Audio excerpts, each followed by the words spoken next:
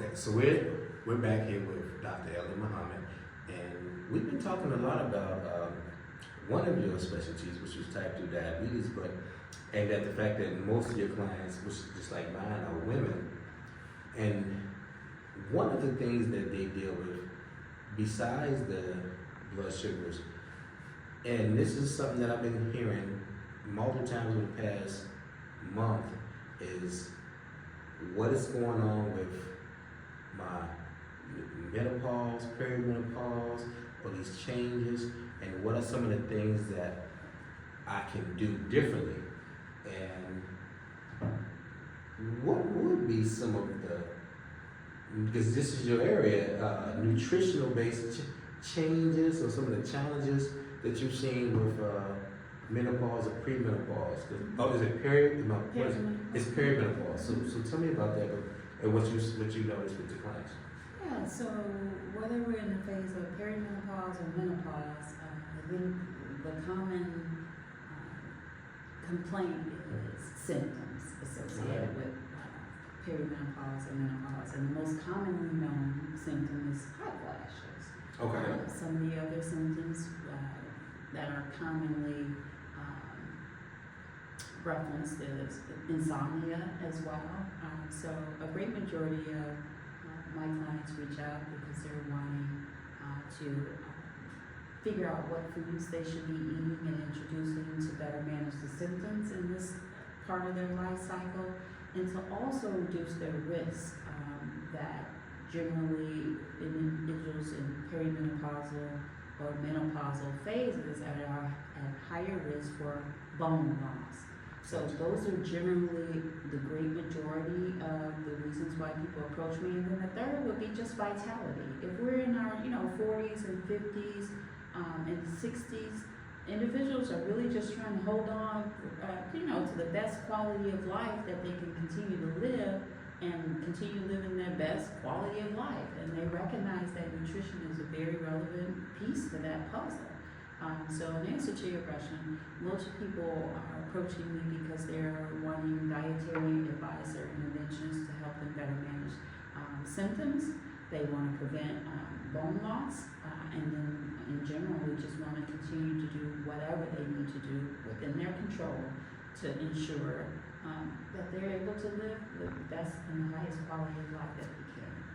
So you mentioned, the hot flashes, which I know we're gonna get a lot of, feedback from that. Like, what about that? Yeah. Because I'm starting to hear more clients, family members. They talking about the. I'm like, man, when did you get today's weight? And I look at my birthday. Oh, I'm old. I'm older than you. Okay, so we're not 18 anymore, right? So as my mom said, we're not 18 anymore. So let's talk about some of the things. It's just for hot flashes that you noticed they either worked or helped or eased some of the symptoms and some of the science behind it. Yeah. So let me just start off with the disclaimer that each individual is an individual, right? Absolutely. So that's why we really want to just come in and take a look at the whole picture, right? So that you can get that holistic, and I say holistic approach to managing whatever symptoms you're presenting with, whether it be the lack of sleep or the hot flashes. But in general, most people don't recognize or realize, in fact, that there are some foods that are very well documented that are triggers for hot flashes. Okay. Just a short list would be caffeine, alcohol, sugar, and processed foods. So I know that was like 4 boxes that, great majority. If I didn't hit one of them, right, I probably hit at least one of them in any one of your audience or followers, scenario. You're going to get me in trouble. You asked for the truth. You're going to get me in trouble because you asked for the truth. I drink coffee. I like the caffeine, and I sometimes notice when it becomes too much and where I start to notice some negative effects about it. But a lot of my clients, Jesus Christ, we're going to get in trouble for this one. They drink coffee very often and alcohol. but which I want to touch on those two, but I guess because I'm a man and I don't, this is not my lane. I asked you about specifically about the hot flashes, but I'm assuming that we should just put one of them in a box because they're all coming, because all the different symptoms are coming from the changes. Is that correct? Right, the hormone shift. Okay, so it's more than just. Okay, so the holistic thing is not just focusing on hot flashes or just what the doctor may say about, my bone mineral density or whatever, but you looking at it as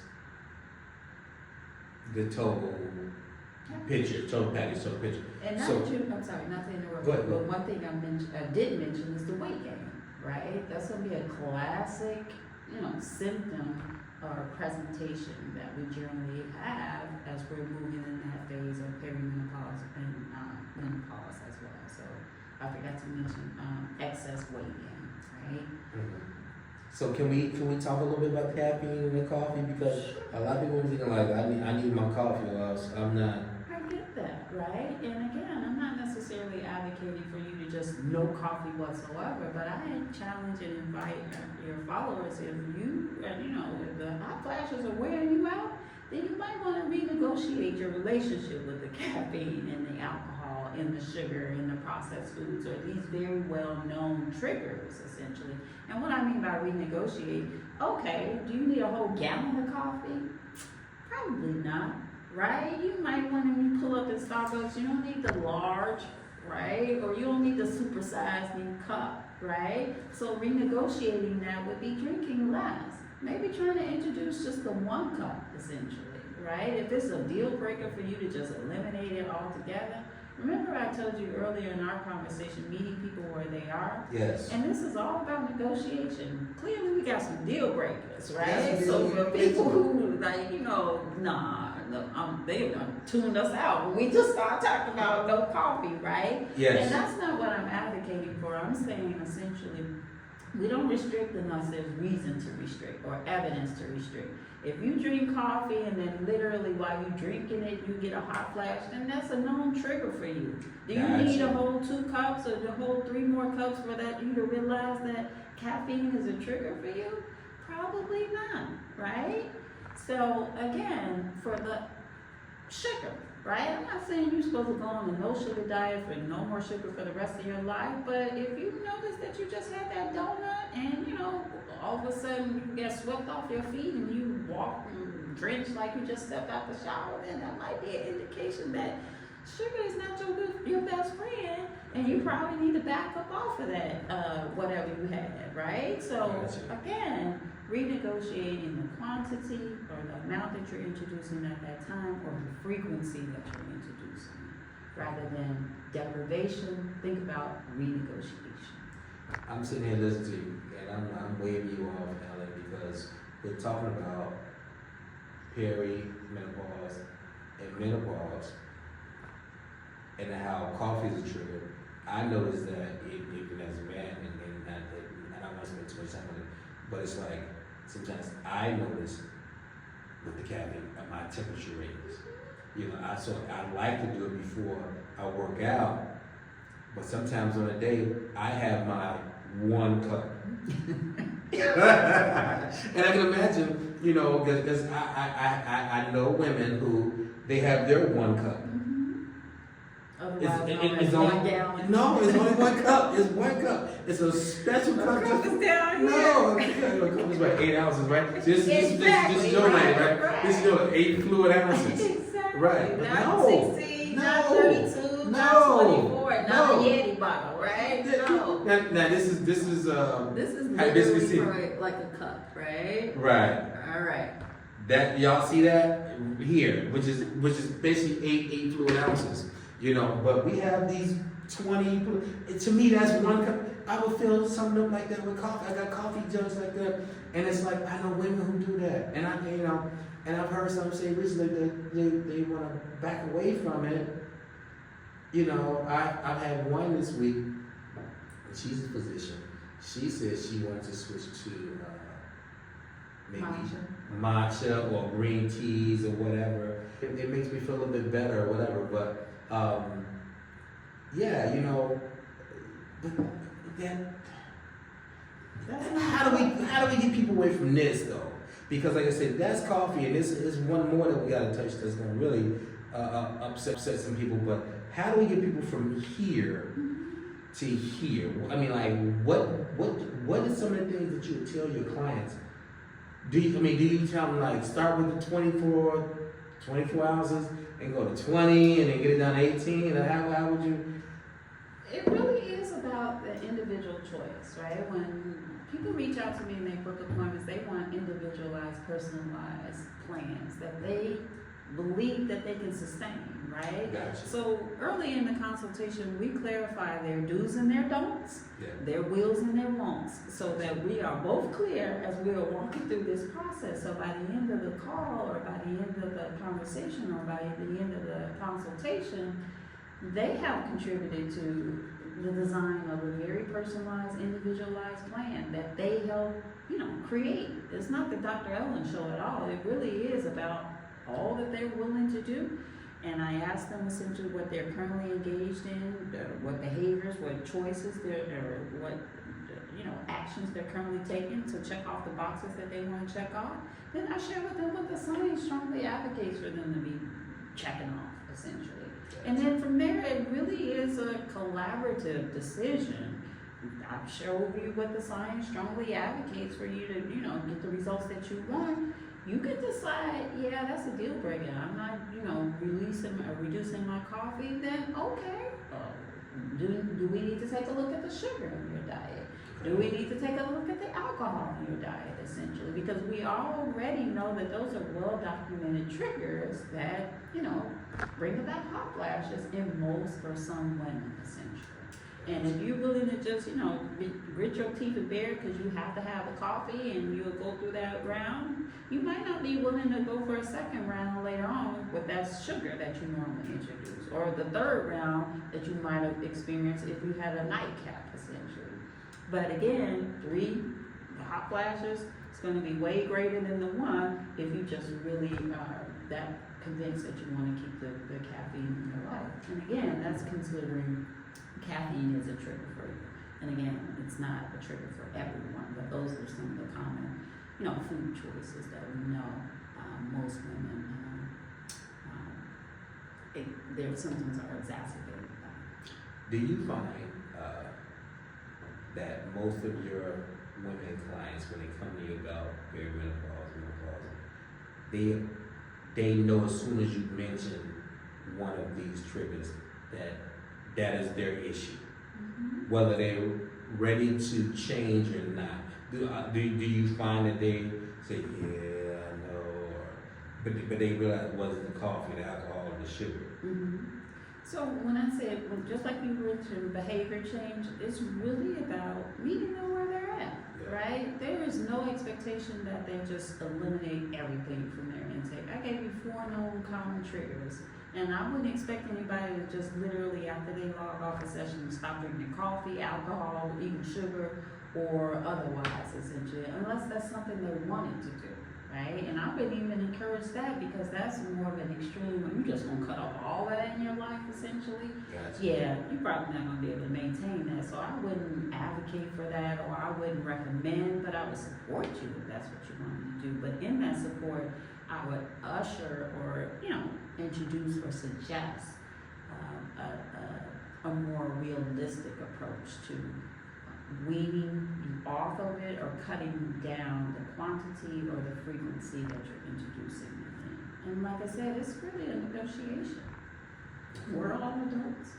Right? And do you find that as you guys are going through specific recommendations or maybe a program that you have for the perimenopause and menopause, is it different for the different stages? Or do you, and do you find that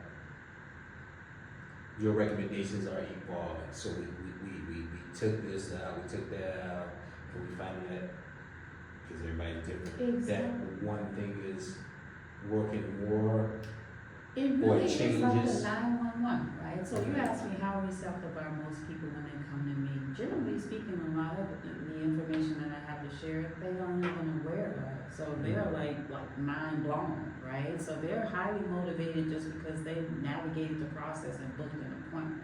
Gotcha. So from there, it really is just educating them, and I don't even like to use the word educating, but educating them and equipping them with the knowledge as well as the tools, and then they can leave off of that call empowered to make these changes. Not, be 100% perfect, right? But start taking steps, right? Progress toward getting to their finish line, and whatever that may look like, it's up to them to decide what steps they want to take.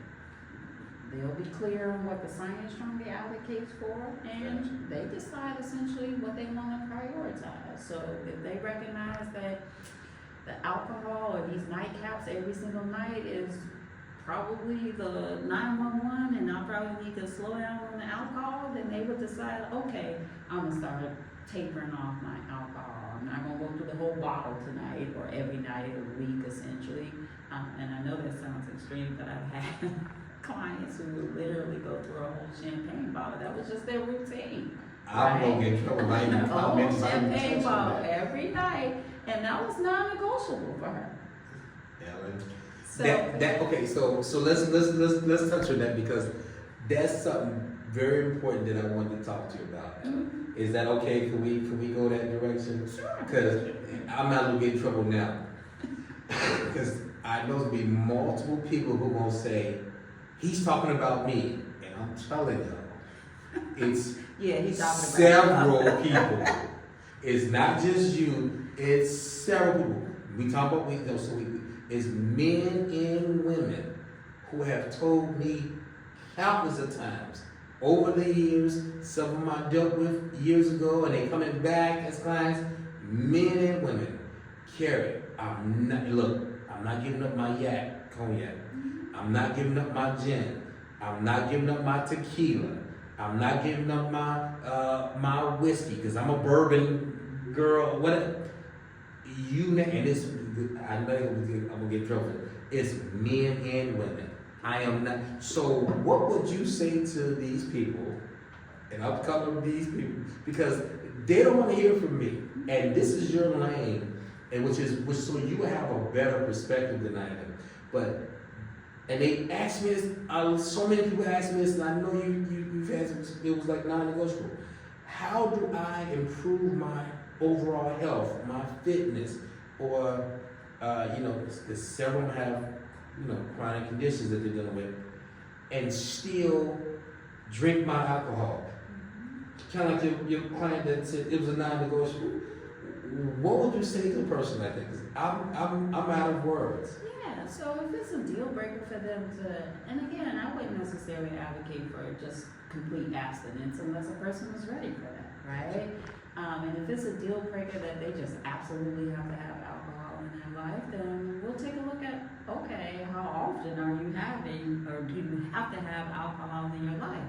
And if there is at a level that's considered to be binge drinking, because there's been an uptick in just binge drinking, and then if we're having to drink every single night, then we really want to talk about the quantity and reducing the frequency. So if there's some room to reduce, and if there's evidence that we probably should renegotiate the quantity, then okay, do you need to have a whole bottle of wine every single night? Can we work on 3/4 of the bottle, a third of the bottle, a quarter of the bottle, half of the bottle? Because ultimately what our goal is to drink less, right? Or renegotiation could be, can we do this every other day instead of every day? And the reason why we really want to take a look at quantity and the frequency is because alcohol is a disruptor. If they are working with a trainer, I'll just give you a couple scenarios as to why alcohol would, impede their progress. For those of us who want to, be bodybuilding, lean muscle mass ready, essentially, if I told you that alcohol interrupts muscle recovery and repair, essentially, how you expect to build lean muscle mass and you know, killing yourself at the gym, and then 4 hours later you sitting down to a bottle of wine and expect you to build lean muscle mass when I just told you that alcohol interferes with that process, right? For those of us who are wanting to lose weight, clearly alcohol comes with a calorie price tag, and the more we drink, the more calories we're introducing, and if we aren't expending those calories or utilizing those calories, which basically is energy, right? Just like, you know, that candy bar, just like that piece of cake, or just like the, you know, that macaroni and cheese, alcohol comes with calories. So in essence, if we're introducing in large quantities and, you know, and quite frequently, then those are calories that essentially are just being stored, and no wonder we can't lose the weight we want to lose, right? Or no wonder these jeans are getting a little tighter than what they were last week. Or no wonder we can't, you know, get through that high intensity workout training because we had a whole, you know, binge episode of drinking over the weekend. So those are just definitely in some ways. Sleep is another disruptor as well. I just already made mention that it's a lot of us that run around here that we just aren't sleeping as better, as well as we should be and could be. And most people aren't connecting the dots. Alcohol is a direct disruptor of sleep. And we're not even going to talk about the chronic disease, right? There's clearly a correlation between certain cancers, right? Elevated blood pressure, and we can go on and on and on, quite frankly, liver disease, right? I mean, we can go on and on and on from a health perspective. But if we just stay in the lane of just working out and training and being physically fit in general, I mean, the best way I can say is that it's just gonna slow down the process, or literally prevent you from checking off the box that you might want to check off, or the boxes that you might want to check off. I literally had a guy tell me he have a pint of gin right before he comes to the gym. I can believe that. Straight face. I thought he was joking. He got me just teased me. I can believe that. Dude, here's my bottle right here. Like, shit, whoa, wait a minute. And I think it's the thing I like about what you said is it makes me feel a lot smarter. Makes me, thank you, Ellen. Because I've tried something similar over the years where I feel like when it comes to meet people where they are, that alcohol is something that a lot of people feel like they have to do for stress. And I've tried that. Okay, just be honest with me, how many times a week you drinking? What days of the week you drinking? And what I have done was I've suggested that instead of drinking Monday through Friday and Saturday and Sunday, try to do it Friday, Saturday, and Sunday. What you would normally do on a Friday, Saturday, and Sunday. Cutting out the week because some people drink like that. I've also made the recommendations, like you said, you do 3 each night, 4 each night, and whatever the number is, subtract one from that number. And some people have told me that, you know what, I did it, you know, I thought it was gonna feel like it's killing me, but it wasn't. You know, so that is more common, Ellen, than because when you mentioned like the whole, you know, non-negotiable, I thought it was just me. I thought it was just people that I attract. That come to me. There is an uptick in binge drinking, and most people who are engaged in the behaviors don't associate it as binge drinking because they generally are doing that to manage their stress, right? So it's just part of, you know, I'll call my therapist or I'll go to the liquor store, right? It's common. It's just a social norm, and living in these United States of America, stress levels are off the chart. And unfortunately, alcohol is very readily accessible. It's legal for one, and yes, then for two, a great majority of us had maybe potentially an unhealthy relationship with it even before we came into this stressful part in our life, and it just became, you know, escalated and it was familiar. So we went from, you know, drinking, and again, I don't know the quantities of pint to a whole fifth or whatever, but it might just be from a, you know, 3 beers to a 6-pack or a 12-pack or a 24 case essentially. And it's just, you know, a part of life at this point, unfortunately. We go back to the relationships. Mm-hmm. So improve your relationship with the vegetables. Improve your relationship. Work on this relationship with the alcohol. And one And strategy. the coffees and the go ahead. One strategy I would like to share with those of us who are out here listening. If that's just, you can't conceive me drinking less alcohol because you need the alcohol in your life, an easy way to kind of shake things up, or an easy way to kind of reduce your overall intake would be to challenge yourself to introduce a glass of water between every drink you take. So if you drink a beer, commit to yourself, I won't go to the next beer until I drink a whole glass of water. Or if you do 1 shot or 2 shots, and that's your normal get started plan essentially, commit to yourself you'll drink a whole glass of water before you move on to shot 2 or 3 or 4 essentially. And guess what? Clearly, by the end of a 2-hour period or end of 3-hour period or however your period of drinking usually takes, if you're introducing the water in between, that's obviously going to reduce your amount of alcohol that you're introducing, instead of you just being, I'll take the next shot, I'll take the next shot, I'll take the next shot. And by the end of the 2 hours, by the end of the 3 hours, you would have achieved the goal of drinking less alcohol. But you can still, you know, socialize and fellowship and, you know, have a girls' night out, boys' night out. But you are doing so with your alcohol, but with less alcohol by the end of the experience. Okay, so there is life with alcohol, which we know.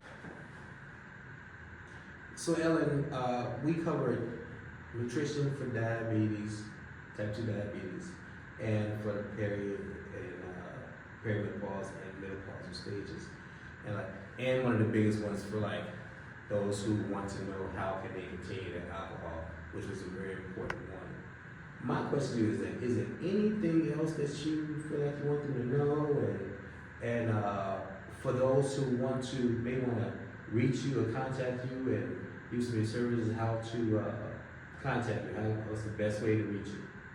Sure. I think the takeaway that I want to leave with the audience is that having a plan and with clarity, a plan that is personalized and individualized to you and your situation, your goals, is really the best way to start. We've already spent quite a bit of time talking about how relevant nutrition is to all of the goals that a great majority of your clients have in mind, whether it be perimenopause management or menopause management, whether it be weight management or weight loss, or whether it just be eating healthier. I strongly encourage individuals who would really want to have an expert and a very credible source to work with to develop and create a very personalized plan to help them get to their finish line. I'm here to support. And the other takeaway that I want to say is that you don't have to look at this as, oh my God, I gotta go on some diet, or I gotta just adopt some extreme way of eating, or she's gonna tell me I can't have this and I can't have that. It's really not about that. It really is, again, meeting you where you are, getting some clarity as to where you're trying to go, and then us collectively deciding an action plan for you to get there. And there's no expectation for perfection, just progress. And small steps translate into big transformation or big changes. And that's probably the takeaways that I want to leave. If any of your clients or any of your followers are interested in contacting me, they can contact me directly via phone at 312-702-1296. Or via the web or IG handles, which we'll post, but the website is nutritionandbeyond.net, and then of course post the QR code that they could just scan to get direct booking access. But overall, I'm on all the socials, I'm the nutritionist, but again, we'll publish formally all of my handles and contact ways or means. Absolutely. All right. Well, thank you, Ellen. I appreciate you coming out, and I'm pretty sure you gave us lots of information to digest. And thank you. Well, thank you for having me, inviting me. It's really a privilege. It's really a good thing to actually start working together again. Absolutely, right? Ellen. But Yes. also be able